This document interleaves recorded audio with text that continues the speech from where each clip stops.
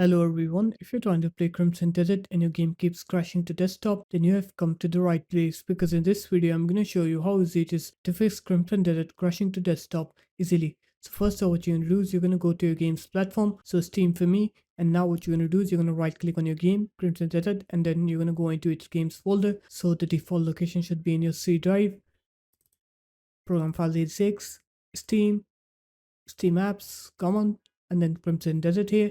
Now you're going to right click on the Crimson Desert exe file, and then you're going to click onto properties.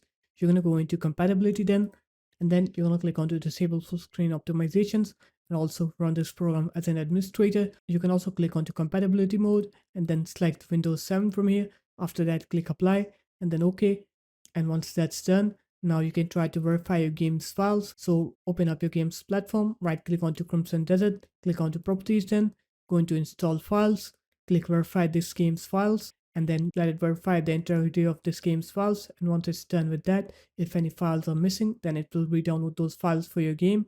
And once those files are re-downloaded, now the next thing you can do is you're going to open up your start menu, you're going to right here graphics settings, and then you're going to click on to add desktop app here. You're going to go to the Crimson Desert folder, you're going to select the Crimson Desert exe file and then click add on here.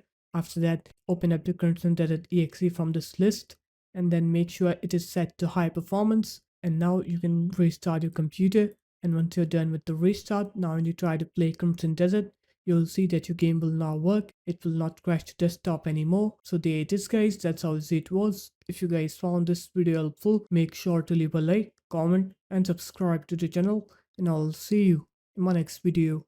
Peace.